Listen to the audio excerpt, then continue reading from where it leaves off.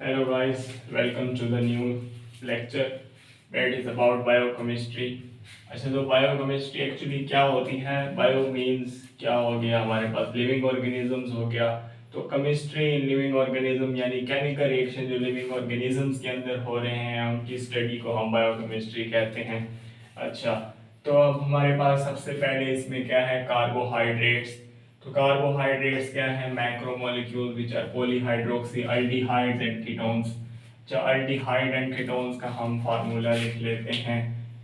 Polyhydroxy aldehyde and ketone हमारे पास ये होता है ना C double bond O H functional group, और इसका होता है ओ कीटोन के लिए।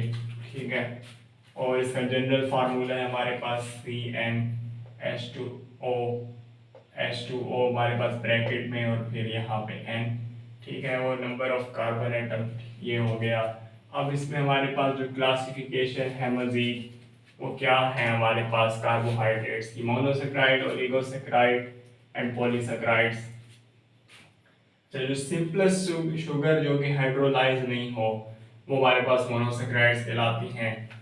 और carbohydrates which give 2 to 9 molecules of monosaccharides on hydrolysis, मतलब ये हाइड्रोलाइज्ड हो जाता है ओलिगोसेक्राइड्स। इसके अलावा हमारे पास क्या है? पॉलीसेक्राइड्स। तो इसे क्या है? मैक्रोमोलिक्यूल जो कि 100 to 1000 ऑफ मोनोसेक्राइड्स पर मुश्तमिल होते हैं। और इनकी एग्जांपल, इसकी एग्जांपल है ग्लूकोज एंड फ्रुक्टोज, इसकी एग्जांपल सुक्रोज, इसकी एग्जांपल स्टार्च एंड सेलुलोज। अच्छा, ये हमारे पास 3 to 9 कार्बन एटम्स पे कंसिस्ट करते हैं। इस तरह फिर इनके हमारे पास नेमिंग होती है ट्राइओसिस, टेट्रोसिस, फिर पेंटोसिस, हेक्सोसिस, और जो मोस्ट कॉमन हेक्सोसिस है वो ग्लूकोज और फ्रुक्टोज है। ठीक है, उनका स्ट्रक्चर हम अभी देखेंगे बाद में। और इसके अलावा इसके हमारे पास क्या हो गया? 2 to 9 मॉलिक्यूल्स ऑफ मोनोसेक्राइड्स और हाइड्रोलाइसिस, और ये 100 to thousands ऑफ मोनोसेक्राइड्स हो गए। अच्छा, अब इसकी जो हमारे पास प्रॉपर्टीज हैं वो देख लेते हैं हम। ये वाइट क्रिस्टलाइन सॉलिड्स हो गए। क्रिस्टलाइन सॉलिड्स इनकी हमारे पास एक रेगुलर पैटर्न होता है, वो होते हैं क्रिस्टलाइन। ये भी वाइट क्रिस्टलाइन सॉलिड्स हो गए। ये अमॉर्फस इरेगुलर पैटर्न, तो ये हमारे पास क्या है? अमॉर्फस सॉलिड्स हैं। ये वाटर में सॉल्युबल होते हैं, ये भी वाटर में सॉल्युबल होते हैं, जबकि ये पॉलीसेक्राइड्स वाटर सॉल्युबल नहीं होते। ये भी स्वीट इन टेस्ट होते हैं, ये भी स्वीट इन टेस्ट होते हैं, जबकि ये टेस्टलेस होते हैं। ये रिड्यूसिंग इन नेचर होते हैं, ये रिड्यूसिंग होते हैं और नॉन रिड्यूसिंग भी हो सकते हैं, जबकि ये नॉन रिड्यूसिंग इन नेचर होते हैं। तो ये तो अभी हमारे पास एक ओवरव्यू आ गया और मोनोसेक्राइड्स, ओलिगोसेक्राइड्स, पॉलीसेक्राइड्स का। अच्छा, अब हम इसमें मोनोसेक्राइड में ग्लूकोज और फ्रुक्टोज बनते कैसे हैं, ग्लूकोज बनता कैसे है ये देख लेते हैं, और इन दोनों के स्ट्रक्चर देख लेते हैं। यहाँ पे हमारे पास सुक्रोज की हाइड्रोलाइसिस हो के हमारे पास जो यूनिट्स आते हैं, मॉलिक्यूल आते हैं मोनोसेक्राइड्स के, वो कैसे आते हैं ये हम देख लेते हैं।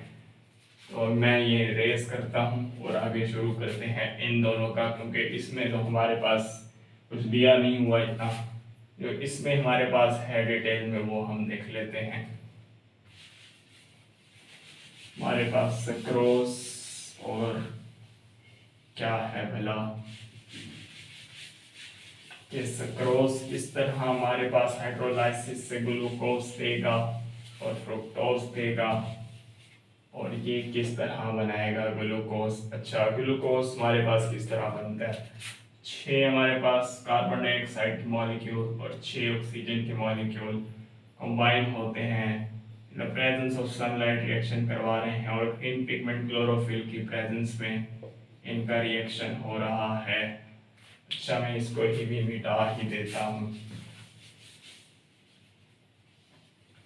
याद रखिएगा ये अगर इसमें मिक्स मत कीजिएगा, ये मैं लिख रहा तो हूँ इधर। अच्छा, अब हमारे पास 6 कार्बन डाइऑक्साइड के मॉलिक्यूल, 6 ऑक्सीजन के मॉलिक्यूल, ये क्या करेंगे? C6H12O6, ये क्या हो गया? ग्लूकोज बन गया हमारे पास। इसके अलावा 6 ऑक्सीजन के मॉलिक्यूल हमारे पास आ जाएंगे। बाय प्रोडक्ट में हमारे पास क्या आ गया? ऑक्सीजन के मॉलिक्यूल, और इधर हमारे पास प्रोडक्ट में ग्लूकोज आ गया। अब देखें यहाँ पे 6 कार्बन, 6 कार्बन, ऑक्सीजन 12, ऑक्सीजन यहाँ पे 12 ये और बाकी के यहाँ से 12 हो गए और यहाँ से भी 12 हो गए, तो यहाँ पे हमारे पास 6 यहाँ पे ज़्यादा हो रहे हैं हमारे पास। यहाँ पे ऑक्सीजन जो है वो कम है, तो क्या करें हम यहाँ पे करते हैं, कार्बन तो 6 ही आएंगे, यहाँ पे ऑक्सीजन अगर हम 3 कर दें तो अब ये ठीक हो जाएगी। 6 कार्बन डाइऑक्साइड, 3 ऑक्सीजन के मॉलिक्यूल। हाइड्रोजन किधर गया? हाइड्रोजन तो है नहीं यहाँ पे, गलत लिखी है, इक्वेशन ही गलत लिखी है। वाटर के मॉलिक्यूल आएंगे ना, वाटर के मॉलिक्यूल आएंगे यार, वाटर के मॉलिक्यूल। रिएक्टेड में भी मैं ऑक्सीजन लिख रहा हूँ, यहाँ पे भी ऑक्सीजन नहीं है, ऐसे तो नहीं होता ना। क्या है हमारे पास? 6 कार्बन डाइऑक्साइड और 6 वाटर के मॉलिक्यूल। अब बनेगा ये ग्लूकोज और ये ऑक्सीजन। मैंने से मिस्टेक हो रही, तो अब ये ठीक है इक्वेशन। अब यहाँ पे देखें 6 कार्बन, हाइड्रोजन 12, हाइड्रोजन 12, ऑक्सीजन हमारे पास कितने हो गए? 6 ऑक्सीजन, 6 ऑक्सीजन, बाकी के 12 ऑक्सीजन, ये 12 ऑक्सीजन। अब इक्वेशन बैलेंस हो गई, ठीक है, अब ये इक्वेशन ठीक है। अच्छा, अब हम ग्लूकोज और फ्रुक्टोज का स्ट्रक्चर देख लेते हैं। ग्लूकोज क्या होता है? पॉली हाइड्रोक्सी जो है ये एल्डिहाइड एंड कीटोन है ना, कार्बोहाइड्रेट, तो पेंटा हाइड्रोक्सी एल्डिहाइड और जो होंगे वो क्या होंगे? ग्लूकोज होंगे। और पेंटा हाइड्रोक्सी हमारे पास जो क्या होंगे? कीटोन होंगे, वो फ्रुक्टोज होंगे।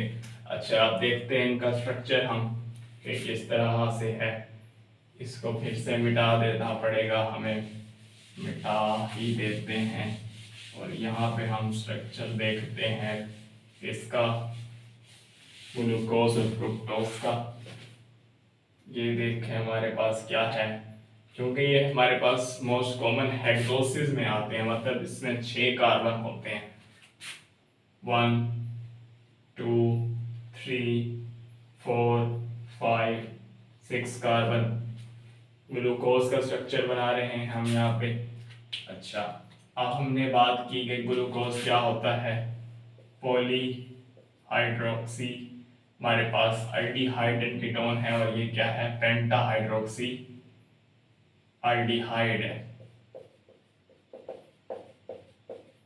और वो यहाँ पे हमारे पास क्या है? ग्लूकोज। यहाँ पे हम बना लेते हैं फ्रुक्टोज का, और ये है पेंटा हाइड्रोक्सी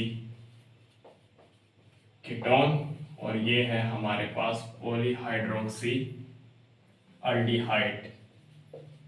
अब एल्डिहाइड से जाहिर है हमारे पास एल्डिहाइड, अगर हम ये देखें C डबल बॉन्ड O, ये H, ये एक एल्डिहाइड हो गया, ठीक है। यहाँ पे हमारे पास क्या आ गया? एक हाइड्रोक्सिल ग्रुप, यहाँ एक हाइड्रोजन, थर्ड पे हाइड्रोजन इधर, हाइड्रोक्सिल इधर, और फिर यहाँ हाइड्रोक्सिल, यहाँ हाइड्रोजन इधर, फिर हाइड्रोक्सिल, और यहाँ अगर हम इस तरह लिख लें CH HOH हाइड्रोक्सिल, और यहाँ एक हाइड्रोजन। अब देखें ये पेंटा हाइड्रोक्सी से हमारे पास कितने हाइड्रोक्सिल हैं यहाँ पे? 1 2 3 4 5, तो पेंटा पेंटेन से 5 हाइड्रोक्सिल है हमारे पास, ठीक हो गया। अच्छा, फ्रुक्टोज का स्ट्रक्चर, ये हमारे पास किस चीज़ का स्ट्रक्चर था? हमारे पास ये स्ट्रक्चर था ग्लूकोज का। अब हम देखते हैं किसका स्ट्रक्चर? फ्रुक्टोज का। यहाँ पहले लिख लेते हैं फ्रुक्टोज का स्ट्रक्चर। अब जो हम बनाने लगे हैं, अब उसमें कीटोन तो होगा, ठीक है। यहाँ पे C double bond O ketone के लिए, ठीक है। अब हमारे पास बाकी हम कार्बन लगाया यहाँ 3 4 5 और ये 6, बाकी का CH2OH, एक हाइड्रोक्सिल, 2 हाइड्रोक्सिल, इधर CH2OH, यहाँ पे एक OH, एक हाइड्रोजन, ठीक हो गया। एक यहाँ, और मेरा ख्याल है इधर भी एक हाइड्रोक्सिल होता है, यहाँ एक हाइड्रोजन होता है, ठीक हो गया। ये हमारे पास किसका स्ट्रक्चर हो गया? फ्रुक्टोज का। याद रखिएगा इसको अगर हम देखें हमारे पास आसानी है याद करने के लिए, ये हमारे पास क्या हो गया, पेंटा हाइड्रोक्सी अल्डिहाइड, यहाँ से अल्डिहाइड से याद रख लीजिए, यहाँ से कीटोन ये याद रख लीजिए। और हमारे पास पेंटा हाइड्रोक्सी है दोनों में, तो दोनों में 5-5 हाइड्रोक्सिल ग्रुप तो होंगे। अब यहाँ देख लेते हैं हम, एक ये हाइड्रोक्सिल हो गया, ये 2, ये 3, ये 4 और आखिरी ये 5।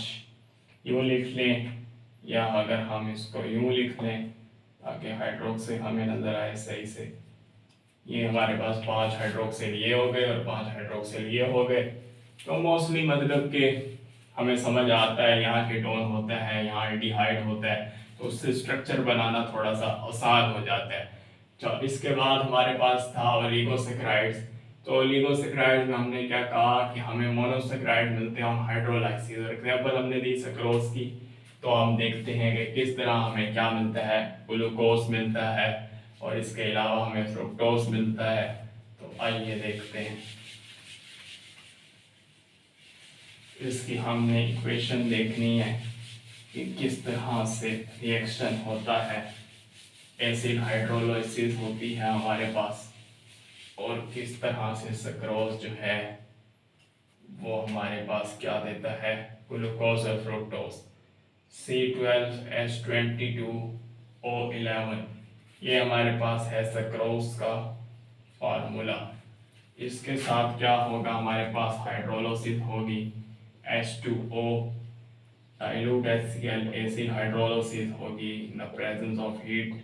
तो हमारे पास क्या होगा, हमारे पास प्रोडक्ट में क्या आएगा, C6H12O6 यानी कि ग्लूकोज आएगा।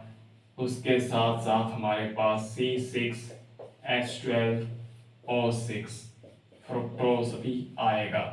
दोनों का मॉलिक्यूलर फार्मूला जो है मीन्स के कार्बन के एटम्स, हाइड्रोजन के एटम, ऑक्सीजन के एटम वो दोनों बराबर हैं, ठीक है, पर स्ट्रक्चर डिफरेंट है। हमारे पास मॉलिक्यूलर फार्मूला दोनों का सेम है। अच्छा, अब ये सक्रोज हो गया, ये फ्रुक्टोज हो गया। अब इसकी हमने हाइड्रोलाइसिस कर दी सक्रोज की, तो हमारे पास क्या आ गया, ग्लूकोज और फ्रुक्टोज आ गया। अब यहाँ पे देखें कार्बन 12 है, यहाँ पे 6 और 6 12 हो गए, हाइड्रोजन 22 हैं, और ये हमारे पास 2 हो गए 24 हैं, तो 12 12 24 हो गए। यहाँ पे ऑक्सीजन 12 है, 11 और 1 12 है, और ये भी हमारे पास 6 और 6 12 है। तो इक्वेशन भी बैलेंस है। इस तरह हमें क्या समझ आ गया कि किस तरह हमारे पास सक्रोज की हाइड्रोलाइसिस से ग्लूकोज और फ्रुक्टोज प्रोड्यूस होते हैं। अच्छा, इसकी फिर हम क्या कहते हैं, हाइड्रोलाइसिस की बेस पे अगर हमारे पास 2 मोनोसैकेराइड यूनिट्स हैं तो वो डाइसैकेराइड्स, यहाँ पे 2 हो रहे हैं तो ये डाइसैकेराइड होगा। फिर हमारे पास डाइसैकेराइड के बाद फिर ट्राइसैकेराइड, इसी तरह टेट्रासैकेराइड्स। डिपेंड करता है मोनोसैकेराइड यूनिट्स पे कि कितने हमें हाइड्रोलाइसिस पे मिलते हैं एज अ प्रोडक्ट। ठीक हो गया। इसके बाद हम बात करेंगे प्रोटीन की, आई थिंक प्रोटीन की बात करेंगे, फिर हमारे पास लिपिड है उसकी बात करेंगे, फिर आगे जो जो टॉपिक्स आएंगे जो समझने वाले हैं वो हम देखेंगे। अब इसमें sources and uses of carbohydrates में मैं नहीं जा रहा, क्योंकि वो इतनी मतलब उसमें रिएक्शंस नहीं है या उसको मज़ीद कुछ ज़्यादा एक्सप्लेन करने की ज़रूरत है, इसलिए जो है मैं अभी यहीं तक रह रहा हूँ। फिर हम प्रोटीन की बात करेंगे क्योंकि उसमें हमारे पास पेप्टाइड लिंक के जो अमीनो एसिड्स हैं उसमें थोड़ा सा समझने की ज़रूरत है, तो उस पर मैं जाऊँगा आपको लेके। तब तक के लिए अल्लाह हाफिज़।